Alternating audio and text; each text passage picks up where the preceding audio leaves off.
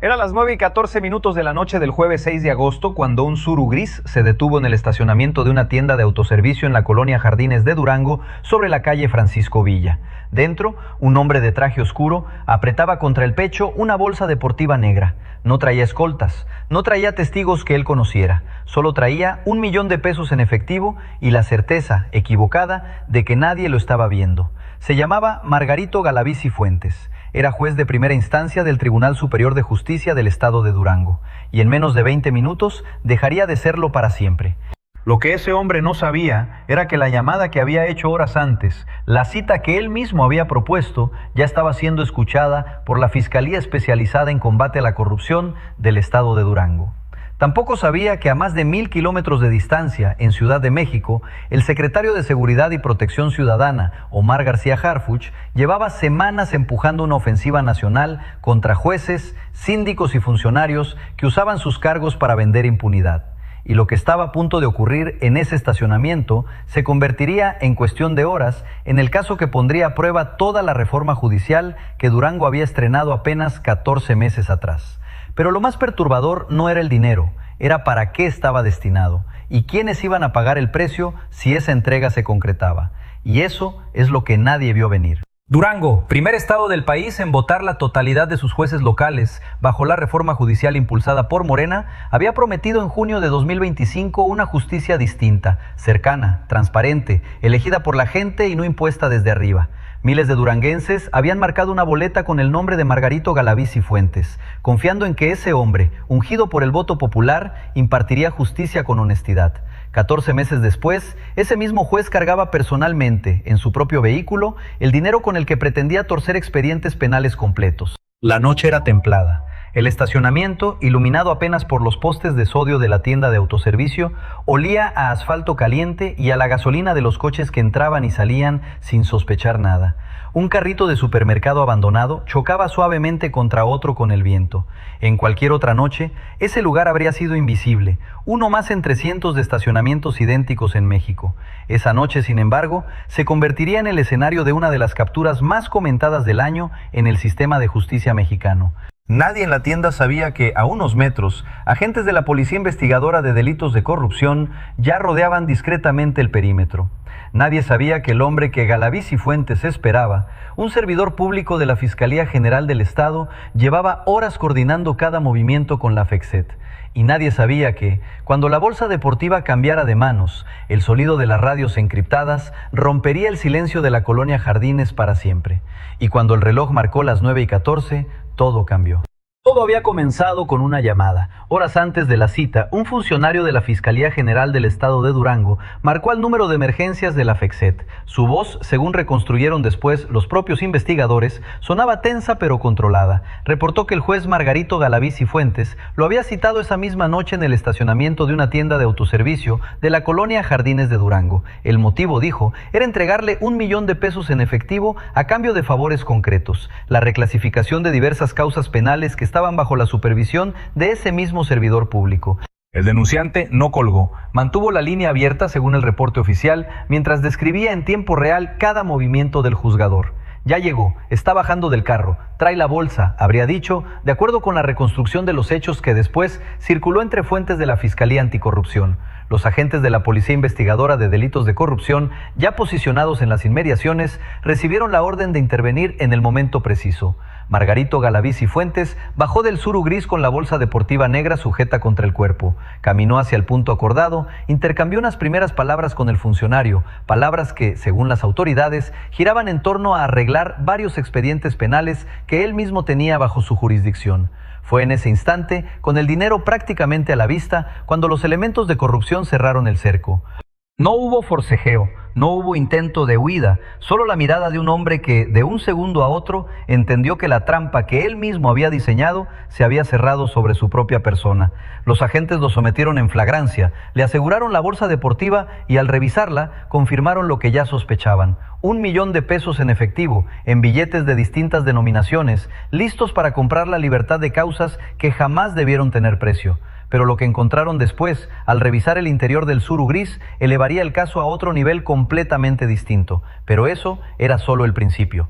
Al revisar el vehículo en el que se transportaba el juzgador, los agentes de la Policía Investigadora de Delitos de Corrupción localizaron un arma de fuego oculta en el interior. La Fiscalía no detalló públicamente el calibre exacto ni si contaba con permiso, pero confirmó que el arma quedó asegurada junto con el dinero como parte de la carpeta de investigación. Ese hallazgo cambió por completo la lectura del caso.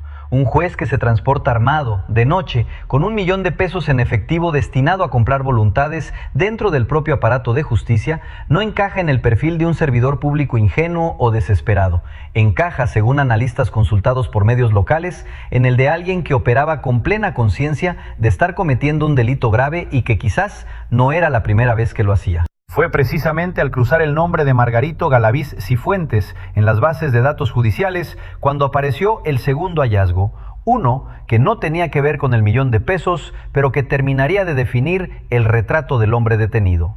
En junio de 2025, colectivas feministas de Durango lo habían señalado públicamente por haber otorgado la libertad a un hombre identificado como Alejandro N., acusado de abusar sexualmente de una menor de 13 años en 2023. En su momento, la resolución de Galaviz Cifuentes generó indignación en redes sociales y protestas frente al Tribunal Superior de Justicia del Estado. Nadie, sin embargo, imaginó entonces que ese mismo juez terminaría, 14 meses después, detenido en un estacionamiento con $1 millón y un arma de fuego. ¿Era la primera vez que Galaviz Cifuentes usaba su toga para negociar en lugar de impartir justicia? ¿Cuántos expedientes había tocado antes de esta noche? Esa era la pregunta que la FECSED ahora tenía la obligación de responder. Margarito Galaviz Cifuentes no llegó al Tribunal Superior de Justicia de Durango por designación directa, como ocurría antes de la reforma judicial. Llegó por voto popular. Tenía 48 años y era originario del municipio de Xúchil, en el sur de Durango. Fue uno de los rostros de la llamada elección histórica de junio de 2025, cuando Durango se convirtió en el primer estado del país en someter a votación ciudadana la totalidad de sus judicaturas locales, bajo la promesa de una justicia distinta a la heredada por décadas de designaciones políticas y compadrazgos. Su boleta prometía experiencia y cercanía con la gente. Su discurso de campaña, como el de tantos otros aspirantes a jueces en ese proceso inédito, hablaba de honestidad, de servicio público y de un compromiso irrestricto con la legalidad. Ganó una plaza como juez de primera instancia y desde entonces tuvo bajo su supervisión decenas de causas penales que afectaban directamente la vida de víctimas, acusados y familias enteras en el estado. Pero detrás de ese discurso de campaña, según reconstruyen ahora las autoridades, se escondía un patrón distinto. La resolución que liberó a Alejandro N. en el caso de abuso sexual contra una menor de 13 años no fue un hecho aislado en el imaginario colectivo de Durango. Fue la primera grieta visible en la fachada de un juzgador que, apenas un año después, sería detenido con $1 millón en efectivo y un arma de fuego, en un intento de comprar la reclasificación de expedientes penales bajo su propia jurisdicción. Su especialidad, según empiezan a reconstruir los investigadores, no era simplemente recibir dinero, era conocer desde dentro del propio sistema exactamente qué causas podían ser reclasificadas con un trámite administrativo, qué expedientes podían perder peso legal con un cambio de tipificación y a quién había que pagarle dentro de la Fiscalía General del Estado para que ese cambio se materializara sin levantar sospechas. Esa red, de confirmarse en la investigación, no dependía solo de él, dependía de que alguien del otro lado del mostrador aceptara el trato. Y esta vez, ese alguien decidió no aceptar. Lo que en el comunicado oficial de la FECSED se resume en pocas líneas, escondía, según fuentes cercanas a la investigación, semanas de trabajo silencioso.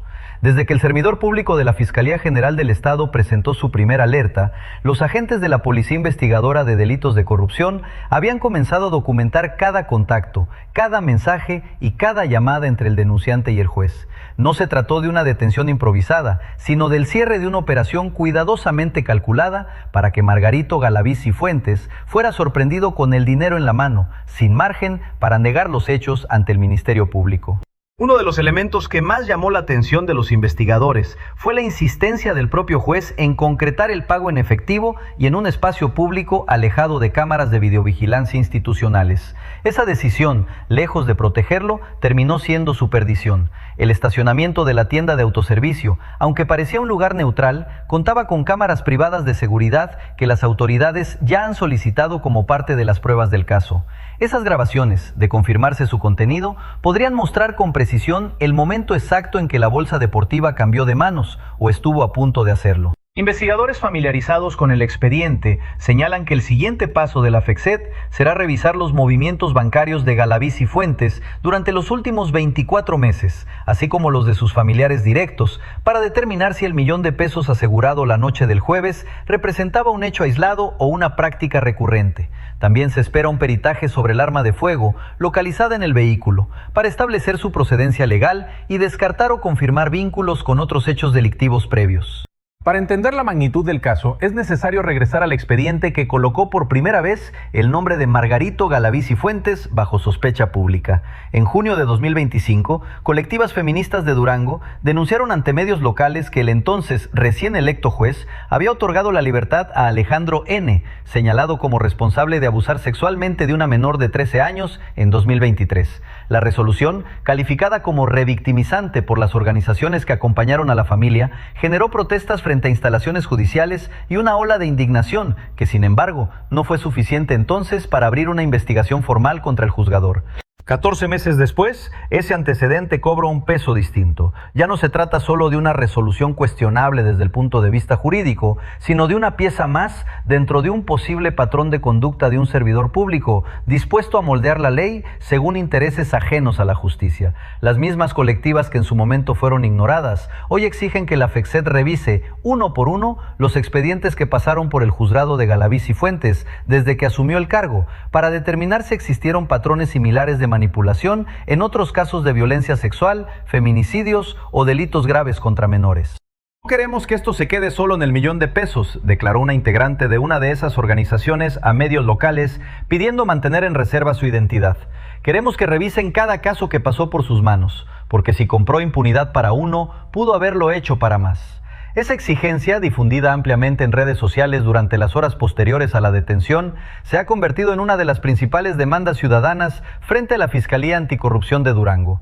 Detrás de cada gran captura por corrupción hay, casi siempre, una persona que decidió no callar. En este caso, fue el propio servidor público de la Fiscalía General del Estado de Durango, a quien Margarito Galaví Cifuentes había elegido como intermediario para su plan. De acuerdo con la reconstrucción de los hechos, el funcionario recibió la propuesta días antes de la entrega. El juez le habría planteado, con la confianza de quien cree tener todo bajo control, que $1.000.000 podían resolver varios problemas si ciertas causas penales bajo su supervisión eran reclasificadas de manera oportuna. En lugar de aceptar, el servidor público optó por documentar cada contacto y finalmente denunciar ante la FECSET. No fue fácil tomar esa decisión, habría reconocido después una fuente cercana a la investigación, aunque la identidad del denunciante se mantiene bajo resguardo por su propia seguridad. Cuando alguien con tanto poder te ofrece ese tipo de dinero, sabes qué decir que no también tiene un costo. Esa frase resume, mejor que cualquier comunicado oficial, el verdadero riesgo que enfrentan los servidores públicos honestos dentro de un sistema donde la corrupción todavía puede tocar hasta las togas judiciales.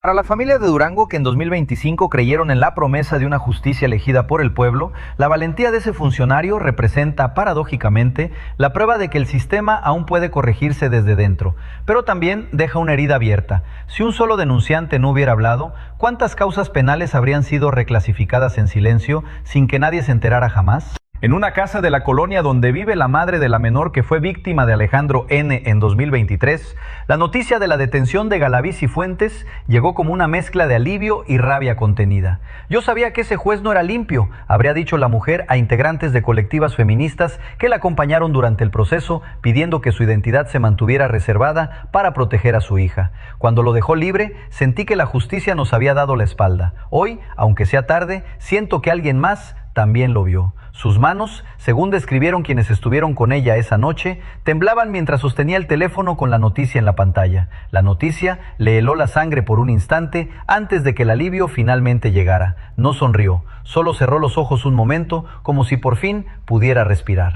Esa madre procesaba la noticia en silencio a cientos de kilómetros de distancia. En las oficinas centrales de la Secretaría de Seguridad y Protección Ciudadana, el reporte del caso Galaví Cifuentes ya estaba sobre el escritorio de Omar García Harfuch.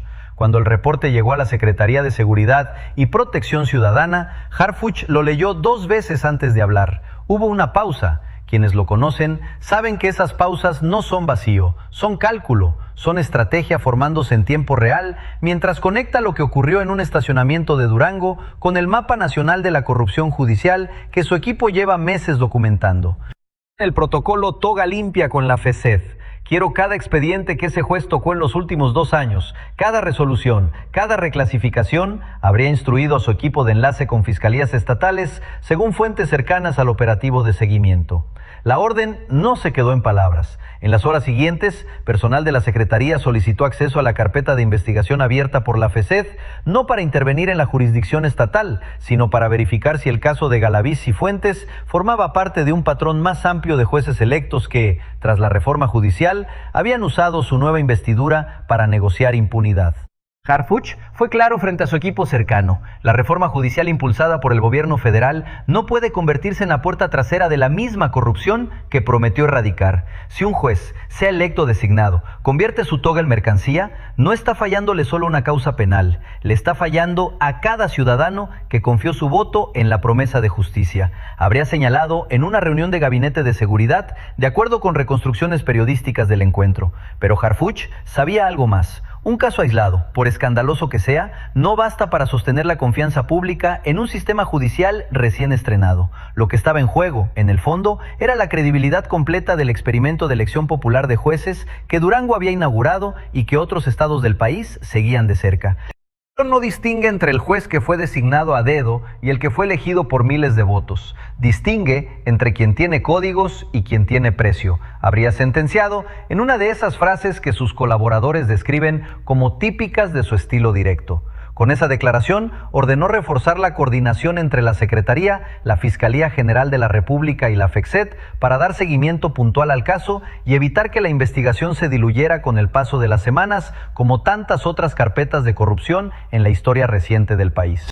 Oficial, la Fiscalía Especializada en Combate a la Corrupción del Estado de Durango confirmó la detención en flagrancia de Margarito N. por su probable responsabilidad en el delito de cohecho. Detalló que el arresto se logró gracias a la coordinación entre las dependencias de Procuración de Justicia y a la denuncia oportuna de un servidor público de la Fiscalía General del Estado. Confirmó también el aseguramiento del $1,000,000 en efectivo y del arma de fuego localizada en el vehículo del detenido.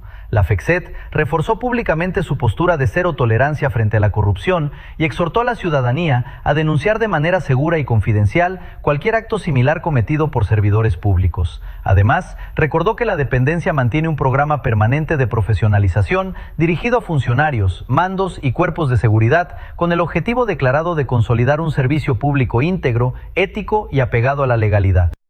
Sin embargo, dejó preguntas abiertas. No especificó cuáles eran las causas penales que Galaviz Cifuentes pretendía reclasificar, ni si esos expedientes involucraban a otros funcionarios, empresarios o figuras con intereses en que ciertos procesos judiciales perdieran fuerza. Tampoco detalló si existían antecedentes previos de conducta similar por parte del juzgador, más allá del caso público de la liberación de Alejandro N. en 2025.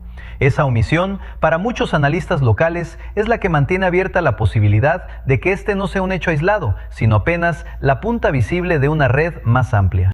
Galaviz Cifuentes fue trasladado ante el Ministerio Público Especializado en Combate a la Corrupción, autoridad encargada de integrar la carpeta de investigación y determinar su situación jurídica. El $1,000,000 y el arma de fuego permanecen bajo resguardo como parte de las diligencias, mientras la FECSET continúa recabando elementos para esclarecer los hechos y determinar si existieron otros beneficiarios o cómplices dentro del aparato de justicia estatal. En el corto plazo, el Tribunal Superior de Justicia del Estado de Durango deberá decidir qué ocurre con las causas penales que estaban bajo la supervisión directa de Galaviz Cifuentes. Abogados litigantes consultados por medios locales advirtieron que decenas de expedientes podrían requerir revisión e incluso reasignación a otros juzgadores para garantizar que ninguna resolución previa haya sido contaminada por el mismo patrón de corrupción que hoy lo tiene detenido. Feministas que en 2025 señalaron a Galaviz Cifuentes por liberar a un presunto abusador de una menor, la detención representa una validación tardía, pero también una advertencia. Esto confirma lo que veníamos denunciando desde hace más de un año. No era solo un error de criterio judicial, había algo más detrás, declararon integrantes de una de esas organizaciones en un comunicado breve difundido tras conocerse la noticia del arresto. En redes sociales, el caso rápidamente fue bautizado como el del juez del millón, un apodo que resume, con crudeza, la magnitud del intento de soborno y que ya circula ampliamente entre usuarios de Durango y de otros estados que siguen con atención el desarrollo de la reforma judicial en el país. El hashtag acompañó decenas de publicaciones exigiendo que el caso no quede impune y que se investigue a fondo cada expediente que pasó por las manos del juzgador detenido. Tito Galaviz y Fuentes llega en un momento especialmente sensible para la reforma judicial impulsada por Morena a nivel nacional. Durango fue la vitrina de ese experimento, el primer estado en votar la totalidad de sus judicaturas locales, bajo la promesa de una justicia más cercana, transparente y honesta, elegida directamente por los ciudadanos y no impuesta por acuerdos políticos entre cúpulas. En columnas de opinión y espacios de análisis político, la pregunta empezó a repetirse casi de inmediato. ¿Cómo puede garantizar el nuevo sistema que esto no vuelva a ocurrir? Voceros de la Secretaría de Seguridad y Protección Ciudadana respondieron que ningún modelo de elección de jueces por sí solo elimina la corrupción. Lo que la reduce, dijeron, es la existencia de fiscalías anticorrupción capaces de reaccionar en horas, como ocurrió esa noche en Jardines de Durango. Meses después de aquella jornada electoral histórica, uno de los jueces surgidos de ese proceso enfrenta un proceso penal por presuntamente cargar en su propio vehículo $1 millón con el que buscaba comprar impunidad para expedientes que él mismo debía resolver con imparcialidad. Analistas y voces críticas del proceso de reforma judicial han señalado que este caso podría alimentar el escepticismo de sectores que, desde el inicio, cuestionaron si la elección popular de jueces realmente garantizaba mejores perfiles frente al sistema anterior de designación.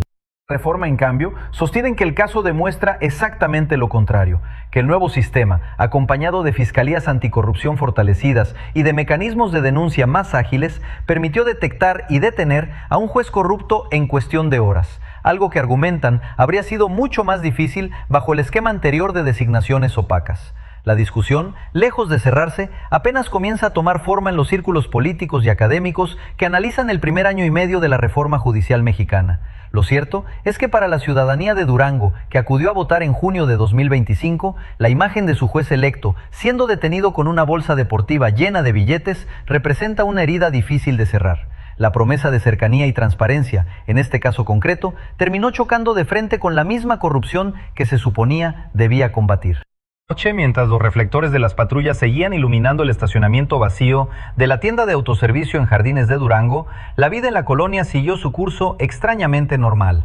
Un vendedor de tacos, instalado a media cuadra, siguió atendiendo a sus últimos clientes sin saber del todo qué había ocurrido a pocos metros. Un perro callejero olisqueaba las llantas del Subaru gris, ahora resguardado por la Policía Investigadora de Delitos de Corrupción como parte de las evidencias. La ciudad, ajena por unas horas más a lo que acababa de pasar, dormía sin sospechar que al día siguiente el nombre de su juez electo estaría en boca de todo el estado.